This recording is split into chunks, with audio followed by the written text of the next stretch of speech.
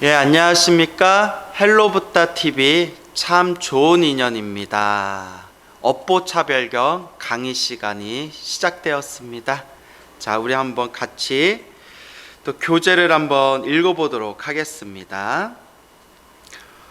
또한 어떤 업은 중생들로 하여금 수명은 다하였으나 업은 다하지 않게 한다.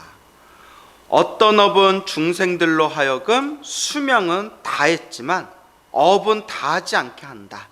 그러니까 내가 수명이 다했다고 해서 업이 끝나는 게 아니라 수명이 다했어도, 그러니까 이번 생에 목숨을 다했어도 갚아야 할 빚과 갚아야 할 숙제, 아직 업보가 남아있는 상황을 이야기하는 것입니다.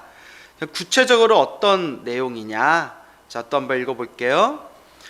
즉, 만일 어떤 중생이 지옥에서 죽어 도로 지옥에 나고 축생, 아귀와 내지 사람, 하늘, 아슈라 따위에 있어서도 그와 같으면 이것이 이른바 수명은 다하였으나 업은 다하지 않았다는 것이니라.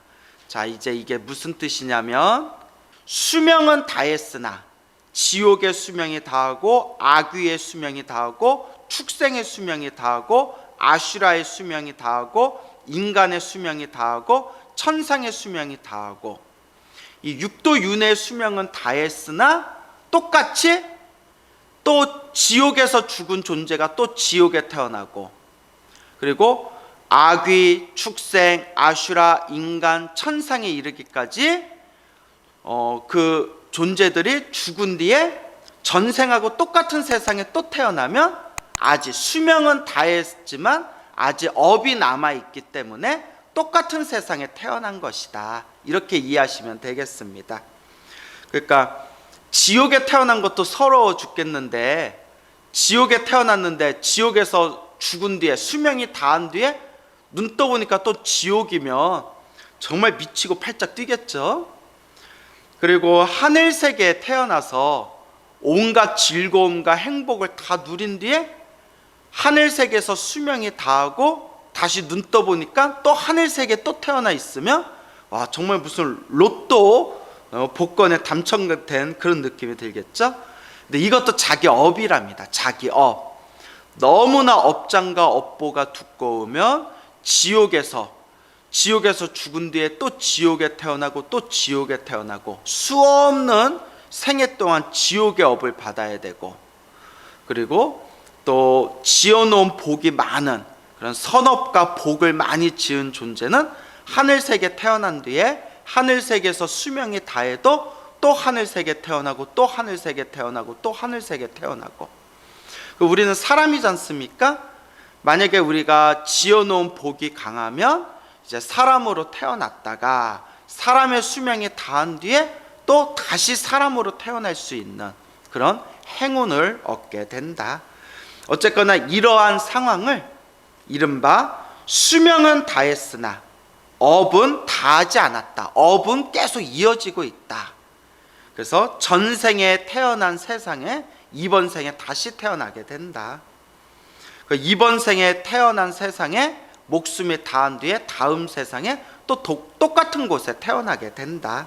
이것이 수명은 다했으나 업은 다하지 않았구나. 자, 또 읽어보겠습니다. 또한 어떤 업은 중생들로 하여금 업은 다하였으나 수명은 다하지 않게 한다. 업은 다했으나 수명이 다하지 않았다. 즉, 만일 어떤 중생이 즐거움이 다하고 괴로움을 받으며 괴로움이 다하고 즐거움을 받으면 이것이 이른바 업은 다하였으나 수명은 다하지 않았다는 것이니라. 자, 이게 무슨 뜻이냐면 이렇게 생각하면 돼요. 이 책에 나온 그대로 이제 간단히 이제 설명을 붙이자면, 수명, 제가 인간으로 태어났잖아요. 인간의 수명으로 이번 생에 인간의 목숨을 다 마치기 전에 이번 생에 즐거움의 업보와 괴로움의 업보가 서로 뒤바뀌는 것이, 수명은 남아있으나 업이 다한 것이다. 그러니까 업이 바뀐 것이다. 예를 들어서 옛날 그런 사극 같은 데 보면, 그런 왕족이나 귀족으로 태어났는데 처음에 젊은 시절에는 왕족과 귀족으로 온갖 즐거움을 누리면서 살다가 갑자기 나라에 큰 병고가 생기거나 무슨 어떤 쿠데타나 역성혁명 같은 게 일어나거나 혹은 나라를 빼앗겼다거나, 그래서 왕족과 귀족으로 살았던 사람들이 말년에 갑자기 종이 된다든가 아니면 쫓기는 신세가 된다든가 이런 식으로 업이 즐거웠던 신분에서 괴로운 신분으로 바뀌게 되는 거예요. 또 비유를 들자면, 태어날 때 그런 전생에 지은 나쁜 업보에 의해서 아주 안 좋은 집안에 무슨 종으로 태어났거나 아주 그런 이제 신분이 낮은 집안에 태어나가지고, 옛날에는 계급사회였잖아요. 그러니까 옛날의 사례를 드는 거예요. 그런 계급사회에서 태어났을 때 종이라든가 하인이라든가 낮은 신분으로 태어나서 젊었을 때에는 고생하면서 살다가 무슨 나라에 큰 공을 세웠다거나 무슨 어떤 큰 행운을 만나가지고 신분이 상격을 해서 신분이 위로 격이 높아져서 말년에는 귀족이나 그런 양반으로서 아니면 큰 부자로서 행복을 누리게 된다. 즐거움을 누리게 된다. 이것이 이제 이번 생의 수명 안에서 그 업이 변화된 거예요. 그래서 괴롭게 살았던 업이 즐거움으로 바뀌게 되고, 즐겁게 살았던 업이 괴로움으로 완전히 그 인생이 바뀌는 거. 그러니까 조금 즐거웠다 괴로웠다 즐거웠다 괴로웠다 이게 아니라 내 인생의 처지가 완전히 뒤바뀌는 거. 그것을 수명은 남았으나, 수명은 다하지 않았으나 이제 업은 다하였다, 업은 바뀌게 되었다라는 내용이 되겠습니다. 그러니까 조금 더 비유를 들자면, 제가 19살에 출가를 했지 않습니까? 19살에 출가를 했는데 이렇게 이제 이해하면 되겠죠? 19살 때까지는 이제 머리를 기른 제가 신자로서의 이제 팔자를 살다가, 그러니까 이 인간으로 이번 생에 인간으로 태어나서 19살 때까지, 저의 예를 드리는 거예요. 19살 때까지는 머리를 기른 그런 평범한 그런 사람으로서 팔자의 삶을 살다가 19살이 이제 업이 이제 바뀌는 거예요. 무엇의 업으로 바뀌냐면, 산에 들어가서 머리 깎고 수행하는 그런 이제 스님의 업으로 바뀌어 버리는 거예요. 물론 이것도 다 내가 지은 업이죠. 내가 무언가 전생에 지었던 내 업의 인연에 따라서 19살 이후에 이제 머리를 깎고 승복을 입고 이제 부처님의 제자가 되는 일반 사회에서는 평범하지 않은 그런 종교인의 모습으로 이제 인생의 신분이 바뀌어 버리는 거예요.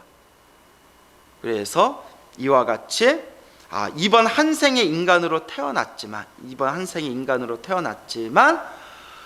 즐거움을 누리다가 괴로워지는 사람도 있고, 괴로움을 누리다가 즐거워지는 사람이 있고, 그렇게 인생의 흐름이, 인생의 그 흐름 속에 내 신분이, 내 팔자가 완전히 뒤바뀌게 되는 것, 이것이 수명은 남았으나, 이번 생에 타고난 수명이 남아있는 상태에서 업이 다했다. 여기서 말하는 업이 다했다는 것은 업이 바뀌었다, 업이 뒤바뀌었다 라는 뜻이 되겠습니다. 또 읽어볼까요? 또 어떤 업은 중생들로 하여금 업과 수명이 함께 다하게 된다. 업과 수명이 함께 가는 거예요. 함께 다한다. 즉 만일 어떤 중생이 지옥에서 죽어 축생으로 태어나고 아귀, 사람, 하늘, 아슈라로 바꿔나면 이것이 이른바 업과 수명이 함께 다한다는 것이다. 그러니까 수명이 다하면서 내 업도 바뀌는 거예요. 변하는 거예요. 예를 들어서 이번 생에 지옥에 태어나는 업보였고 이번 생에 지옥의 중생으로서 살아가다가 지옥에서 수명이 다한 뒤에 다음 세상에는 뭐 아슈라로 태어나든 축생으로 태어나든 인간으로 태어나든 다음 생에 이제 내 몸이 바뀌게 되는 거예요. 다른 곳에 태어나는 거. 그러니까 수명이 다하면서 업도 바뀌는 거예요. 이번 생에 내가 사람으로 태어났는데 사람으로서 내 수명이 다한 뒤에 내가 죽은 뒤에 다음 생에 지옥에 떨어지거나 하늘색에 태어나거나 사람이 아닌 다른 존재로 태어나게 되면 수명이 다하면서 업도 바뀌는 거예요. 그리고 축생으로 살았던 존재가 뭐 개나 돼지나 고양이로 살았던 존재가 축생의 삶을 다한 뒤에 다음 세상에 태어날 때 인간으로 다시 태어나게 되면 수명이 다하면서 목숨이 끊기면서 새로운 업을 받았다. 이제 이렇게 또 해석할 수가 있겠습니다. 자, 그 다음에 또한 어떤 업은 중생들로 하여금 업과 수명이 함께 다하지 않게 한다. 즉 만일 어떤 중생이 온갖 번뇌를 다하여 이른바 수다원, 사다함, 아나함, 아라한이 되면 이것이 이른바 업과 수명이 함께 다하지 않는다는 것이다. 자, 업과 수명이 다하지 않게 된다. 자, 이게 무슨 뜻이냐면 이제 이번 생에 내 수명도 이제 남아 있고 그리고 업도 다하지 않게 되었는데 한마디로 업과 수명이라는 거에서 완전히 자유로운 존재가 되었다는 거예요. 업보와 수명이라는 거에서 더 이상 구애받지 않는 자유로운 존재들, 그것이 바로 온갖 번뇌를 다하여 수다원, 사다함, 아나함, 아라함과 같은 깨달음을 얻게 되면 업보라든가 수명이라든가 이것이 다하지 않는다. 한마디로 더 이상 얽매이지 않게 된다. 그래서 수다원, 사다함, 아나함, 아라함, 우리가 이제 그 초기 불교에서 얘기하는 네 가지 깨달음의 경지죠. 자, 모든 번뇌와 욕망이 사라진 거룩한 선자, 모든 욕망과 모든 번뇌, 망상이 사라진 거룩한 성자를 아라한이라고 해요. 아라한. 그래서 아라한은 윤회에서 완전히 벗어난 그런 깨달음의 존재들이에요. 그래서 우리가 아라한, 거룩한 성자인 아라한을 모시는 법당을 나한전이라고 하잖아요. 나한전. 자, 그래서 아라한을 목표로 해가지고 자, 1단계 수다원이라는 깨달음을 얻으면 수다원이 된 순간부터 7생 안에 태어나고 죽고 태어나고 죽는 7생 안에 반드시 아라한이 될 수 있는 그런 어떤 자격을 획득하게 된답니다. 그래서 제가 이걸 약간 이제 현대말로 아라한이 되는 하이패스다라고 부르거든요. 하이패스, 중간에 막힘없이 그냥 고속도로를 쭉 질주하듯이 수다원이 되면 아라한이라는 거룩한 성자까지 7생이 남아있다는 거예요. 7생 안에 7번 태어나고 7번 죽는 7생 안에 아라한이 되는 자격을 얻게 된다. 자, 그 다음에 사다함, 이제 사다함이라고 되어 있죠. 사다함은 한 번 갔다 와서 아라한이 되는 거예요. 그래서 한 번 갔다가 돌아와서 아라한이 된다. 그래서 쉽게 말씀드리면 인간인 상태에서 사다함이 되면, 인간인 상태에서 죽어서 하늘세계 태어난 뒤에, 하늘세계에서 죽어서 다시 인간으로 태어나면, 다시 인간으로 태어났을 때 아라한이 되는 거예요. 그러니까 한번 갔다가 돌아와서 아라한이 되는 거래요. 뭐가 좀 복잡하죠? 왜 그런지 모르겠어요. 경전에 그렇게 나와요. 그리고 하늘세계, 경전에 보면 하늘세계 천신들도 부처님께 법문 듣다가 수다원이나 사다함이나 아나함이 되는 모습들이 나오거든요. 하늘세계 신이 부처님의 법문을 듣고 사다함이 되면, 하늘세계, 사다함이 된 하늘세계 신이 죽은 뒤에 인간으로 태어났다가 다시 죽은 뒤에 다시 하늘세계에 태어나서 아라한이 되는 거예요. 그러니까 하늘세계 신이 사다함을, 깨달음을 얻은 뒤에 인간으로 태어나서 인간에서 다시 하늘세계로 돌아온 뒤에 아라한이 되는 거예요. 그러니까 사다함을 얻은 그 순간에 죽어서 태어나고, 또 태어나서 죽은 뒤에 다시 돌아와서 아라한이 되는 것이다. 이제 이렇게 이해하시면 되겠죠.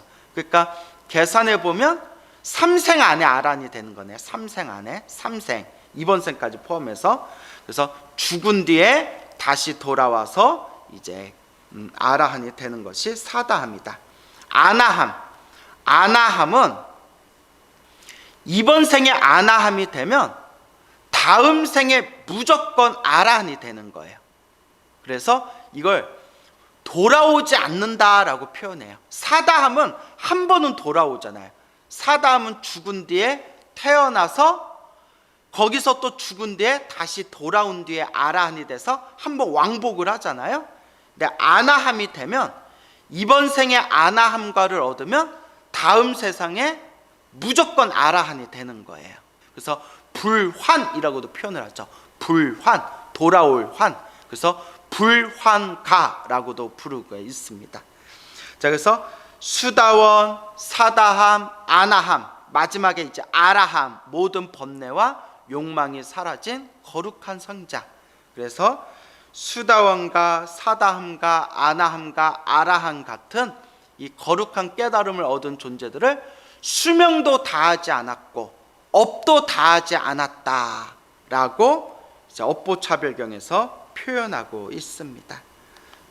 그래서 이렇게 내 앞에 펼쳐진 모든 세상이, 내 앞에 펼쳐진 모든 행복과 불행이, 내 앞에 펼쳐진 좋은 인연도 나쁜 인연도 결국은 다 내가 지은 업의 인연이다라는 것을 업보차별경에서 끊임없이 설파하고 있습니다. 또한 어떤 업은 중생들로 하여금 비록 나쁜 세계에 태어났으나 얼굴이 빼어나게 아름답고 눈이 단정하고 고우며 피부는 빛나고 윤택하여 사람들이 보기를 좋아하게 한다. 즉 만일 어떤 중생이 탐욕의 번뇌로 인하여 계율을 깨트리는 업을 지으면 그 인연으로 그는 나쁜 세계에 태어나지만 얼굴이 빼어나게 아름답고 눈은 단정하고 고우며 피부는 빛나고 윤택하여 사람들이 보기를 좋아하게 되느니라. 자, 이게 무슨 말이냐면 여기에 보면 탐욕의 번뇌로 인하여 계율을 깨트리는 업을 지으면 이라고 돼 있죠. 그러니까 탐욕, 정확히 말하면 뭐 탐진치 삼독이겠죠. 이 탐욕의 번뇌로 인해서 계율을 깨트리는 업을 짓게 되면 나쁜 세계에 태어난다 하더라도 얼굴이 잘생긴 그런 이제 선업을 받게 된다. 비유를 들자면 우리 고양이들 중에서도 기가 막히게 예쁘게 생긴 고양이들 있잖아요. 그 개들 중에서도, 강아지, 개들 중에서도 아주 잘생긴, 멋있게 생긴 개들이 있잖아요. 그 희한한 게 예쁘게 생긴 고양이나 잘생긴 개들 같은 경우에, 그러니까 짐승인데도 잘생긴 것들은 또 주인한테 사랑을 많이 받아요. 그걸 이렇게 보면 저것도 지들 복이다 이런 생각이 들 때가 있거든요. 그래서 이거는 두 가지로 해석이 돼요. 어떤 해석이냐면, 첫째는 여기서 계율을 깨트렸다고 했죠. 계율을 깨트려서 태어나기는 나쁜 세계에 태어났지만 화를 낸다거나 성을 낸다거나 분노를 일으킨다거나, 그런 화를 내는 분노와 관련된 악업의 힘이 약하기 때문에 탐욕의 번뇌로, 탐욕의 힘으로 나쁜 세계에 태어났지만 평소에 화를 내지 않고 성을 내지 않은 그 인연으로 나쁜 세계에 태어났어도 생기기는 잘생긴 얼굴로 태어났다는 거예요. 그래서 우리 불교 경전에 보면 화를 잘 내는 사람은, 성을 잘 내고 화를 잘 내는 사람은 다음 세상에 못생긴 얼굴로 태어난다. 여러분들 중에 뜨끔하신 분들 계십니까? 그래서 경전에 화를 잘 내는 사람들은 죽은 뒤에 못생긴 얼굴로 태어나는 악업을 받게 된다라는 내용이 나옵니다. 근데 여기서 보면 탐욕의 번뇌로 인하여 계율을 깨트리고 나쁜 세계에 태어났지만 분노의 업, 성냄의 업, 화를 내는 업보는 없기 때문에 나쁜 세계에 태어났어도 이제 얼굴은 잘생긴 얼굴로 태어난 것이다. 이제 이런 내용이 되겠죠. 또 이제 두 번째 해석은 뭐냐? 계율을 깨트린 업보로 나쁜 세계에 태어난 거잖아요. 그래서 이걸 또 어떻게 해석할 수 있냐면, 그래도 그동안 계율을 받아서 계율을 잘 지켰기 때문에 잘생긴 업을 받은 거고, 계율을 잘 지켜서 잘생긴 업은 받았지만 그 계율을 깨트린 악업에 의해서 또 태어나기는 나쁜 세계에 태어난 것이다 라는 식의 해석도 가능합니다. 한마디로 좋은 것이든 나쁜 것이든 그대로 다 내가 지은 업의 인연이에요.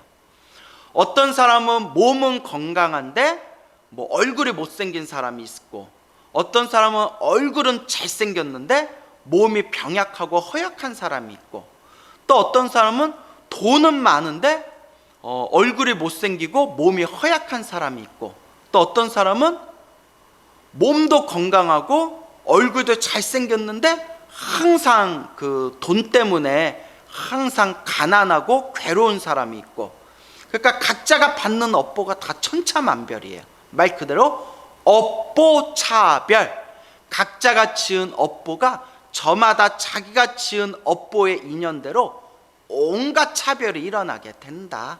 이제 이렇게 이해하시면 되겠습니다. 자, 다음에 또 볼까요?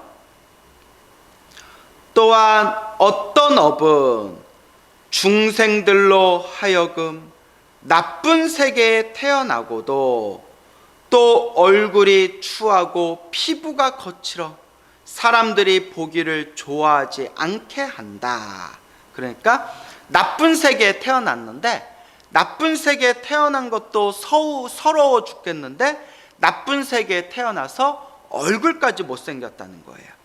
그래서 나쁜 세계에 태어났고 또한 얼굴이 추하고 피부가 거칠어 사람들이 보기를 좋아하지 않는다 라고 되어 있네요. 즉 만일 어떤 중생이 성내는 번뇌로 인하여, 그래서 아까 앞에서 말씀드렸죠? 경전에 보면 화를 잘 내며 분노를 일으키고 성을 잘 내며 못생긴 얼굴로 태어나게 된다. 그래서 여기에 보면 만일 어떤 중생이 성내는 번뇌로 인하여 계율을 깨트리는 업을 지으며 그 인연으로 그는 나쁜 세계에 태어나고도 또한 얼굴이 추하고 피부가 거칠어서 사람들이 보기를 좋아하지 않게 된다. 그래서 분노와 성냄과 화의 번뇌로 인해서 악업을 저질렀을 때 그 존재는 나쁜 세계에 태어나고 얼굴까지 못생겨 버린다 라는 정말 안타까운 이야기가 되겠습니다. 그러니까 우리가 자꾸 일상에서 화를 내지 않도록 노력해야 됩니다, 여러분. 화를 내지 않고 성을 내지 않도록 노력해야 된다. 그래서 부처님 가르침에도 내가 지은 공덕을 한 번에 와르르 무너뜨리는 번뇌가 있대요. 그게 바로 성내는 거래요. 탐욕과 성냄과 어리석음, 탐진치 삼독이라고 했을 때 탐욕과 어리석음은 천천히 익어간대요. 천천히 이제 펄펄 끓는 물에 이제 한 번에 확 달아오르는 게 아니라 불을 떼면 그 물이 천천히 활활 천천히 이제 물이 뽀글뽀글 이렇게 온도가 높아지듯이 탐욕과 어리석음의 업보는 천천히 익어가는데, 화를 내는 거, 성내는 거는 번개가 꽝 하고 나무에 떨어져 가지고 불이 확 붙는 것 같대요. 그래서 어떤 사람은 우스개로 우리가 화가 난다 할 때 화자가 불화자다, 불화자하고 똑같은 거다라고도 말하지 않습니까? 그래서 내가 지은 공덕을 한 번에 불질러 버리는, 불살라 버리는 그런 번뇌의 작용이 바로 분노, 성냄, 바로 화의 작용이다. 그래서 우리 불자님들이 자꾸 염불하고 수행하고 마음을 닦으면서 화를 내지 않도록 자꾸 노력하셔야 됩니다. 또한 어떤 업은 중생들로 하여금 나쁜 세계에 태어나고도 또한 몸과 입이 냄새가 나고 악취가 나고 더러우며 여러 감관이 불구가 되게 한다. 감관이라는 것은 이제 감각기관, 몸뚱아리를 뜻해. 몸뚱아리. 그래서 태어날 때 감각기관, 몸뚱아리가 이제 온전하지 못하다. 그래서 불구가 된다. 이런 내용이 되겠죠. 그래서 이런 것도 다 이제 자기가 지은 이제 악업이라는 것이죠. 즉 만일 어떤 중생이 어리석은 번뇌로 인하여 계율을 깨트리는 업을 지으며, 어리석은 번뇌, 앞에서는 탐욕의 번뇌로 계율을 깨트리고, 그 다음에 성냄, 탐진치할 때 성냄의 번뇌로 이제 계율을 깨트리고 악업을 짓고, 여기서는 이제 치심, 어리석음의 힘으로 이제 계율을 깨트렸을 때 이제 다음과 같은 악업의 결과들이 생기게 된다라는 것을 지금 순차적으로 설명하고 있는 겁니다. 그래서 만일 어떤 중생이 어리석은 번뇌로 인하여 계율을 깨트리는 업을 지으면 그 인연으로 그는 나쁜 세계에 태어나고도 또 몸과 입이 냄새나고 더러우며 여러 감각기관이, 몸뚱아리가 불구가 되느니라. 그러니까 몸뚱아리가 온전하지 못하게 된다. 이것도 우리 중생들이 지은 어변이다. 그래서 저 같은 경우에도 지금 안경의 힘으로 버티고는 있지만, 안경을 벗으면, 안경을 쓰고 있어도 제가 사물이 잘 보이지 않거든요. 아주 심각한 고도근시라서.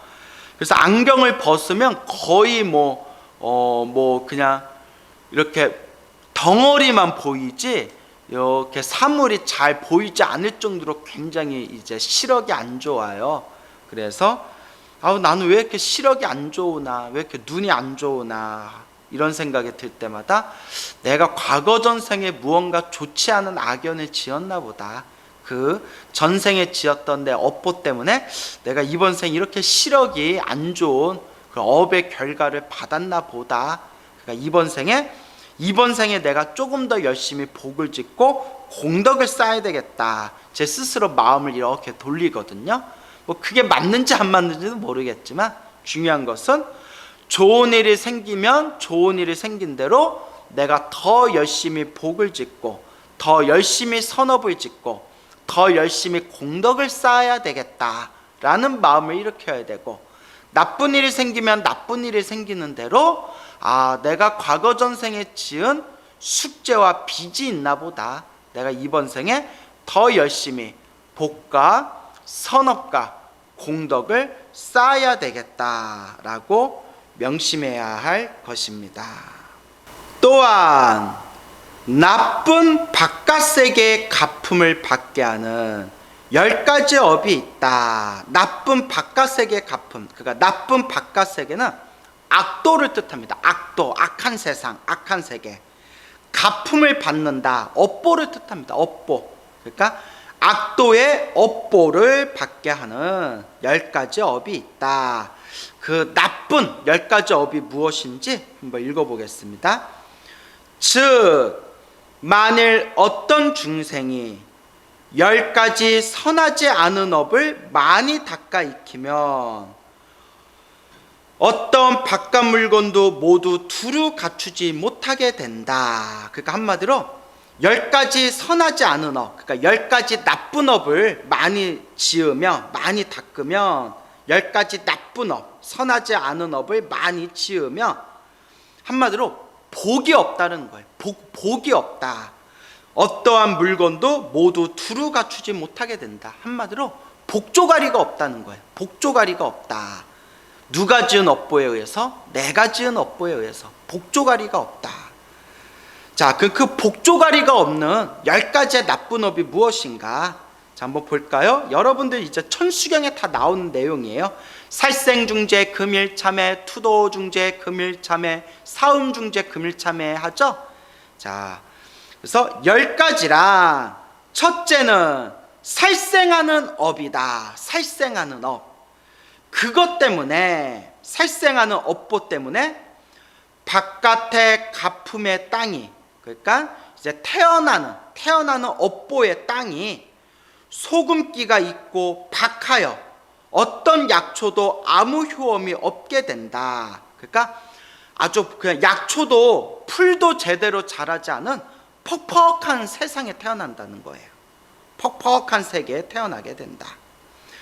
둘째는 도둑질하지 않는 업보이니, 도둑질하는 업보이니 그것 때문에 바깥으로 서리, 우박, 이, 황충 따위의, 황충 이제 벌레를 뜻해요. 독한 벌레, 재앙을 불러와 세상에 흉년이 들게 된다.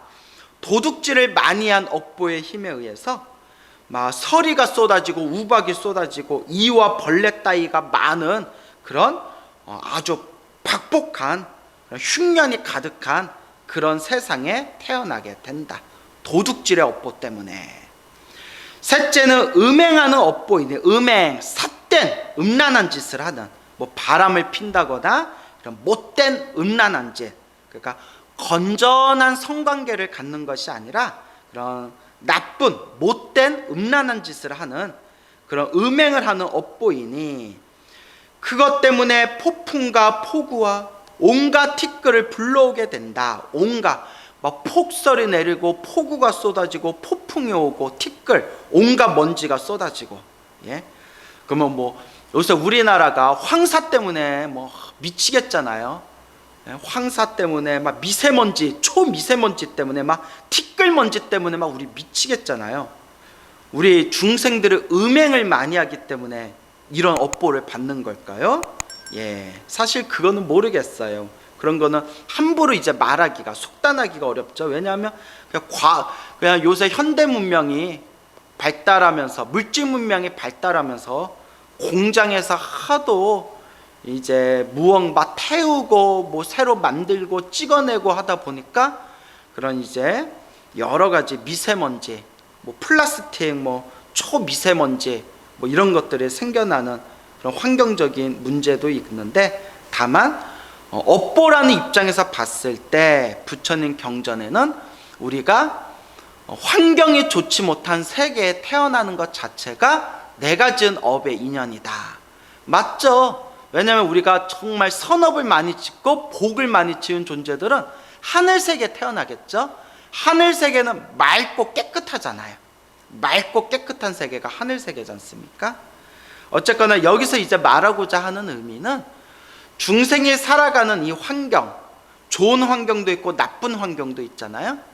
중생이 살아가는 그 나쁜 환경조차도 우리가 지은 업의 인연이다 라는 이 업보의 무서움에 대해서 부처님 경전에서 설하고 있는 것이다. 이렇게 이해하시면 되겠습니다.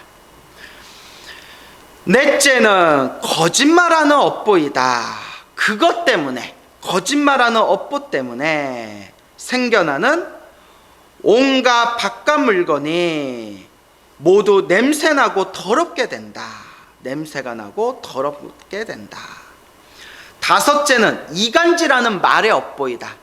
이간질, 사람과 사람 사이에 이간질 시키는 말의 업보 때문에, 그것 때문에 바깥에 땅덩어리가 높거나 낮거나 고르지 않고 높은 벼랑과 험한 골짜기가 있으며 나무를 베고 난 그루터기가 뾰족하게 남는다. 이간질의 업보로 인해서 그와 같이 이제 척박한 곳에 태어나게 된다.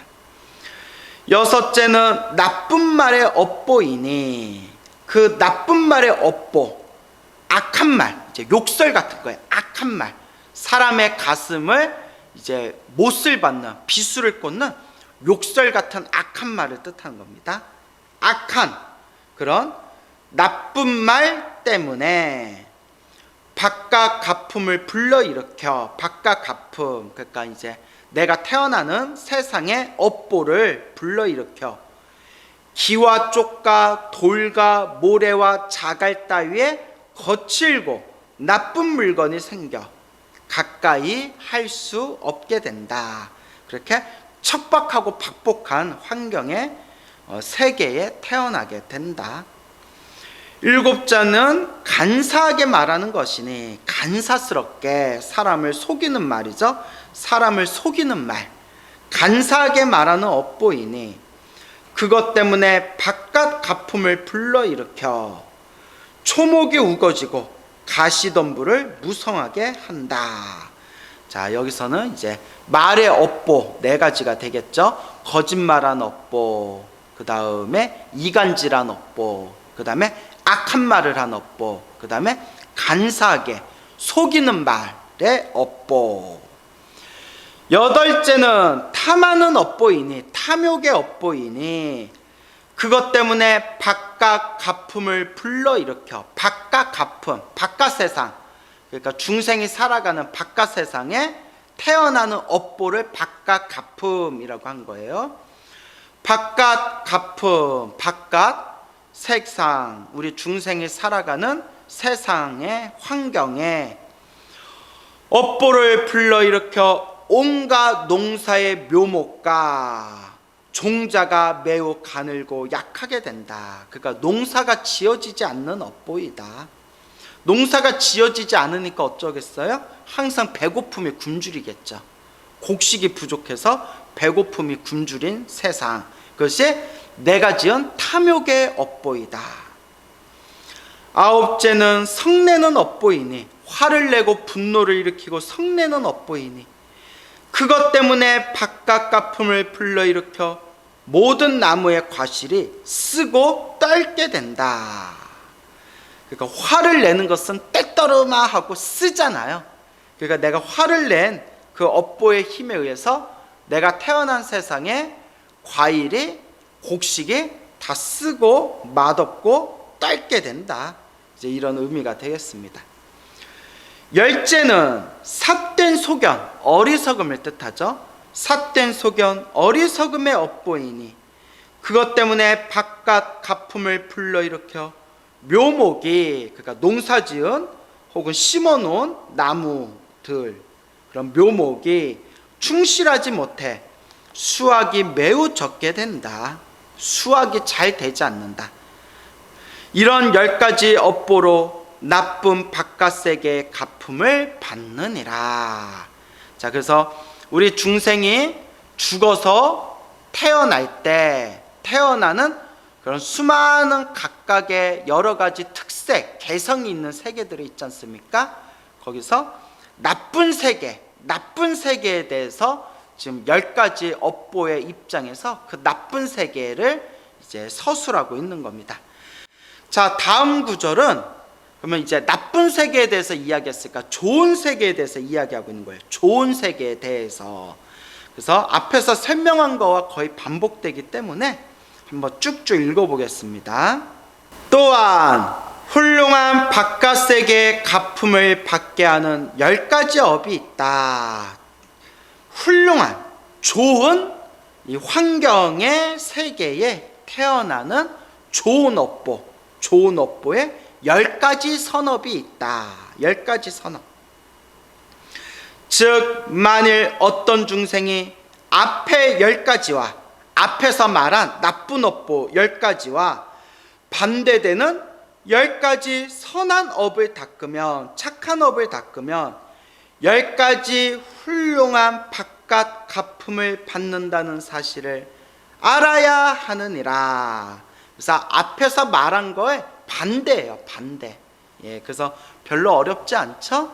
예, 그래서 악한 세상에 태어나는 10가지의 악한 업보, 좋은 세상, 좋은 환경에 태어나는 10가지 착한 선업, 10가지의 착한 업보, 이 부분에 대해서 이제 이야기하고 있습니다. 결국 업보차별경에서 부처님이 말씀하시고자 했던 이제 핵심은 개인적으로 좋은 일이건 나쁜 일이건, 혹은 환경적으로 좋은 일이건 나쁜 일이건, 세계적으로 좋은 일이건 나쁜 일이건 결국 다 내가 지은 업의 인연이다라는 겁니다. 내가 지은 업의 인연이다. 그리고 내가 지은 업의 인연 따라 끼리끼리 비슷한 업보끼리 만나게 된답니다. 예를 들어서 한국 사람의 업보가 있고 아프리카 사람들의 업보가 있잖아요. 그러면 한국 땅에서 사는 사람들은 과거 전생에 지어놓은 끼리끼리 비슷한 업보가 있어서 한국 땅에서 끼리끼리 비슷한 업보의 인연끼리 만나가지고 이 한국 땅에서 한국인으로서 겪어야 할 그런 공동의 업을 받고 있고, 아프리카 세계에서 업보를 받고 있는 존재들은 아프리카 세계의 그 업보와 비슷비슷한 전생에 지었던 업보의 인연이 끼리끼리 비슷한 업연들끼리, 업의 존재들끼리 또 아프리카에 태어나서 아프리카 사람으로서 받아야 할 공동의 업을 받고 있는 겁니다. 그리고 아시아에서 받아야 할 업, 아메리카 대륙에서 받아야 할 업보 등등 끼리끼리 각자가 지은 어변들이 끼리끼리 비슷한 업보들끼리 모여서 함께 살아간다는 거예요.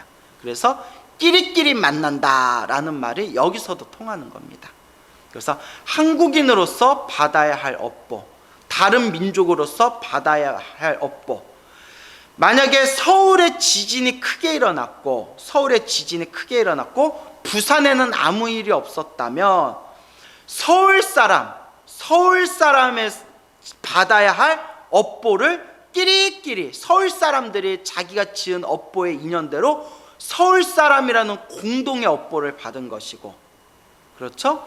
서울에는 아무 일이 없었는데 부산에 큰 태풍이나 폭풍이 불어가지고 피해를 본 사람이 많다면 서울에 있는 사람들의 업보와는 상관없는 부산에서 모여 살고 있는 사람들이 서로가 지은 업보의 인연대로 끼리끼리 부산 사람으로 만나가지고 그 태풍의 업보를 공동으로 받게 된 겁니다.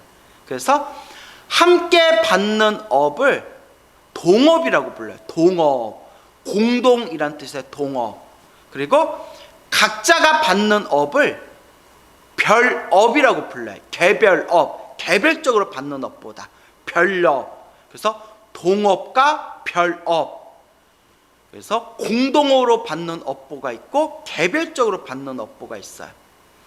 서울에 큰 지진이 났다면 그는, 제가 만약에 서울에 살면서 서울에서 큰 지진이 났다면 서울 사람들이 함께 겪어야 할 공동의 업, 동업이에요. 동업.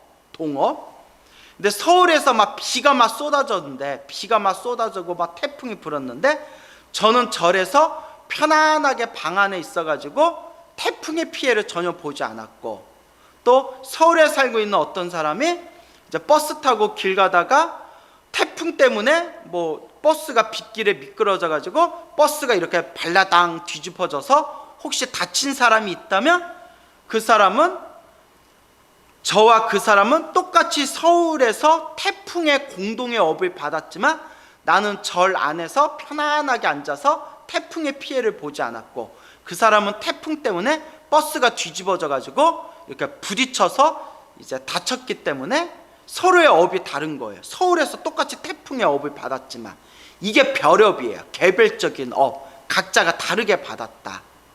그래서 중생이 살아가는 세상은 동업과 별업이 서로 아주 거미줄과 같이 서로 촘촘하게 서로 이렇게 거미줄과 같이 촘촘하게 서로가 엮여서 펼쳐진 거예요.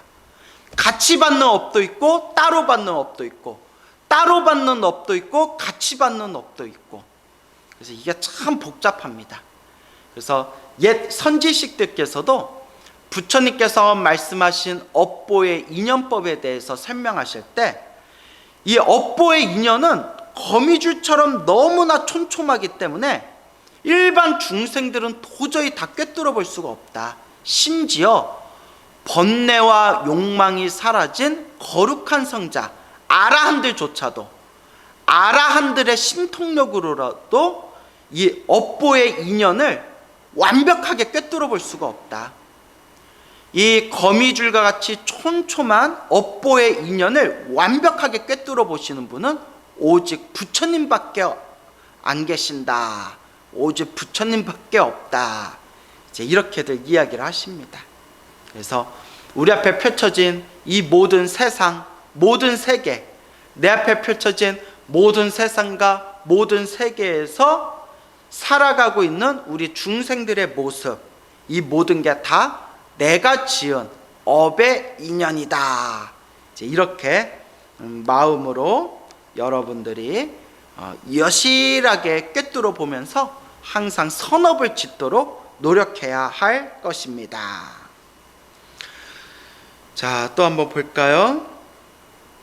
만일 어떤 중생이 부처님 탑에 예배하면, 부처님 탑, 그래서 이제 부처님 탑이라고 했지만 이제 부처님 불상이라는 표현도 되고, 하여튼 부처님을 생각하면서 예배하면, 절을 하면, 기도하면, 이렇게 이제 이해하시면 되겠죠. 어떤 중생이 부처님 탑에 예배하면, 부처님을 향해서 기도하면, 절을 하면 10가지의 공덕을 얻는다. 즉 첫째는 묘한 얼굴, 그러니까 잘생긴 훌륭한 얼굴과 사람들이 듣기 좋은 음성을 얻고, 둘째는 그가 말을 하면 사람들이 모두 믿고 복종하며, 셋째는 대중 가운데에서도 두려움이 없고, 대중 가운데, 수많은 사람들의 모임 속에서도 항상 당당하고 두려움이 없다라는 뜻입니다. 대중 가운데에서도, 수많은 사람들의 모임 가운데서도 항상 당당하여 두려움이 없고, 넷째는 하늘과 사람이 애호하며, 하늘의 신들과 사람들이 보호하며, 나를 사랑해주고 보호하며, 다섯째는 위세를 두루 갖추고, 이제 위력과 권세를 두루 갖추고, 권력과 명예를 두루 갖추고, 여섯째는 세력 있는 중생들이 모두 와서 따르며, 세력 있는 중생들이 모두 와서 따른다. 이걸 현대적인 말로 쉽게 얘기하면 훌륭한 좋은 인맥이 많이 생긴다. 좋은 인맥, 그러니까 인복이 많다는 거예요. 그래서 사람들이 모두 와서 따른다. 훌륭한 인맥이 많다. 인복이 많다. 일곱째는 항상 모든 부처님과 보살을 가까이 하게 되고, 그렇겠죠.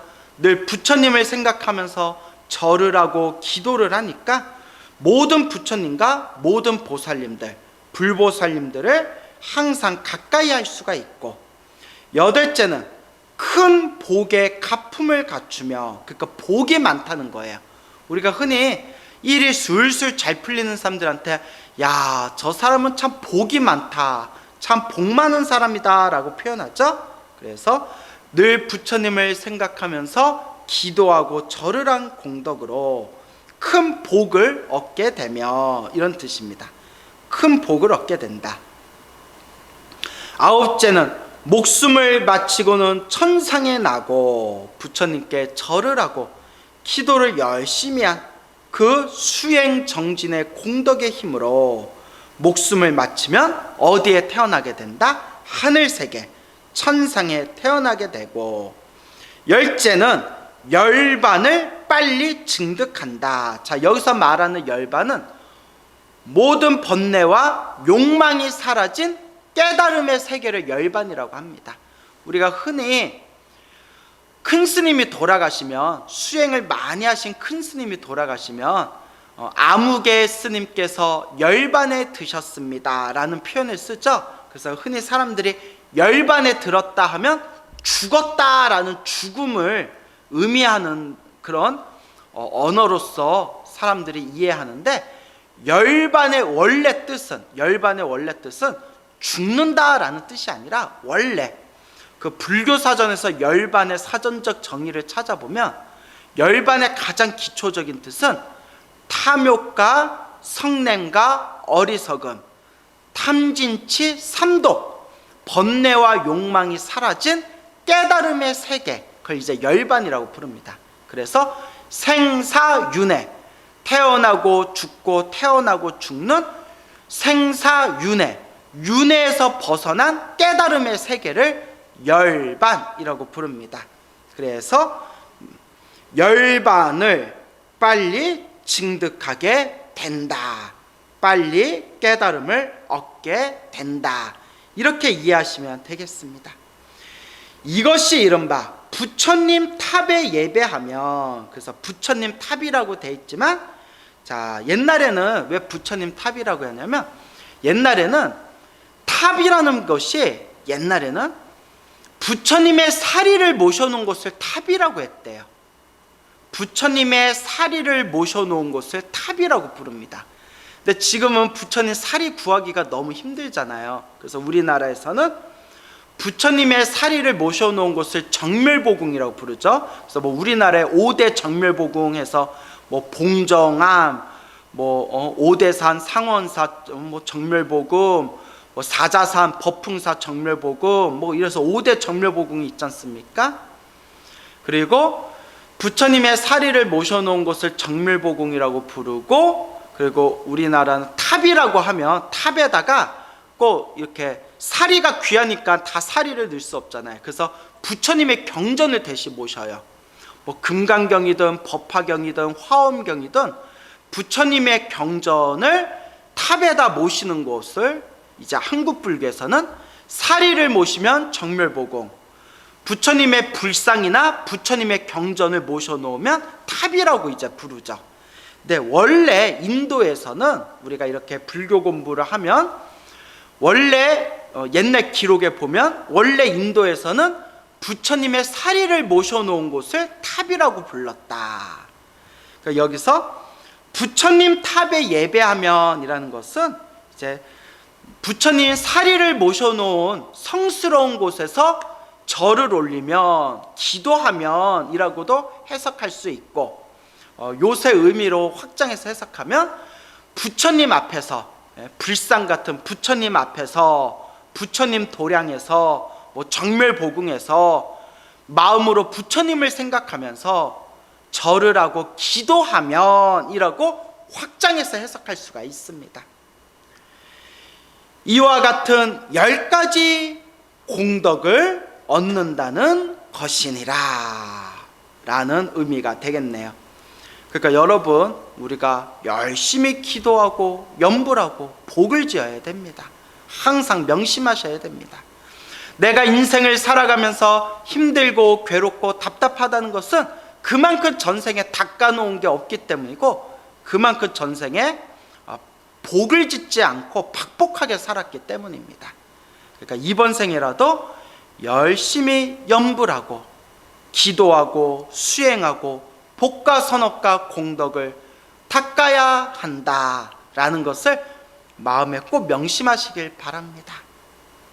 만일 어떤 중생이 보배 일산을 받들어 보시하면, 보배 일산, 보배로 만든 일산인데, 일산이 뭐냐면 이제 지금 우리로 치면 양산 있죠. 양산, 햇볕을 막아주는 그 우산, 그래서 양산이라고 하지 않습니까? 자, 그 부처님 당시 인도 대륙은 이제 여름에 햇볕이 너무 따가워요. 햇볕이 너무 따갑기 때문에 햇볕 한가운데 이렇게 앉아 있거나 서 있거나 걸어 다니면 그 머리가, 얼굴이 지글지글 타버리거든요. 막 이렇게 화상 입을 수도 있고, 혹은 이렇게 검게 그을리고 땀, 더위에 허덕이게 되잖아요. 그래서 그늘을 만들어 드리는, 부처님과 스님들이, 수행자분들이 앉아 계시거나 서 계실 때 그늘을 만들어 드리는, 태양, 햇볕을 막고, 햇볕을 막아주고 그늘을 만들어 드리는 그런 도구를 일산이라고 부릅니다.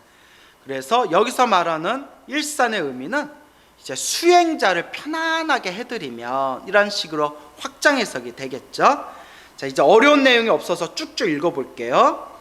자, 만일 어떤 중생이 보배 일산을 받들어 보시하면 10가지 공덕을 얻는다.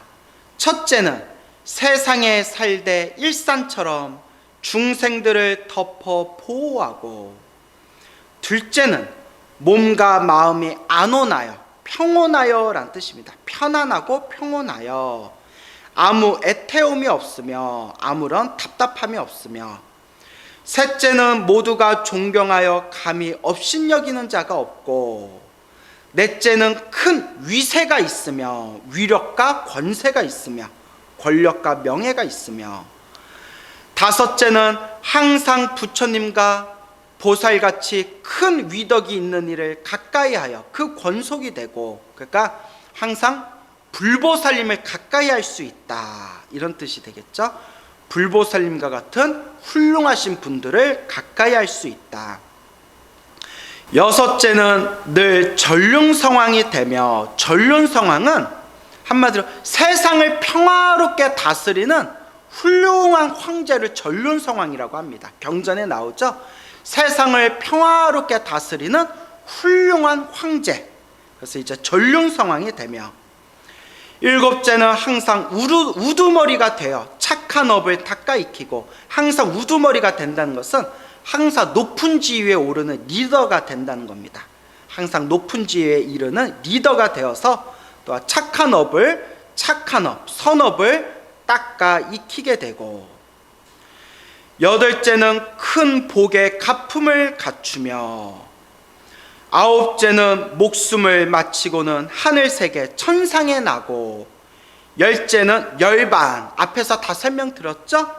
번뇌와 욕망이 사라진 깨달음의 세계, 열반을 빨리 증득하게 된다. 이것이 이른바 보배일산을 받들어 보시하면 10가지 공덕을 얻는다는 것이다 라는 내용이 되겠습니다. 자, 계속해서 읽어보겠습니다. 자, 지금 제가 읽고 있는 부분은 보시공덕에 대해서 이야기하고 있는 겁니다. 보시공덕. 그래서 항상 복과 선업과 공덕을 짓는데 첫걸음이 보시죠. 보시, 베푸는 거, 나누어 주는 거. 보시의 다른 말이 공양이에요. 공양 올리다. 부처님과 수행자분들과 중생들에게 필요로 하는 좋은 것을 공양 올린다. 널리 아끼지 않고 널리 베푼다. 그게 바로 보시입니다. 자, 또 한번 읽어보겠습니다. 만일 어떤 중생이 비단이나 번기를 보시하면 10가지 공덕을 얻는다. 비단은 아주 아름답고 고운 천을 비단이라 부르죠. 번기는 깃발이에요. 깃발, 펄럭펄럭거리는 큰 깃발을 번기라고 해요. 그래서 옛 기록에 보면 인도 당시에서부터 부처님의 법을 배우는 스님들이 공부하는 도량에는 큰 깃발을 항상 세워놨대요.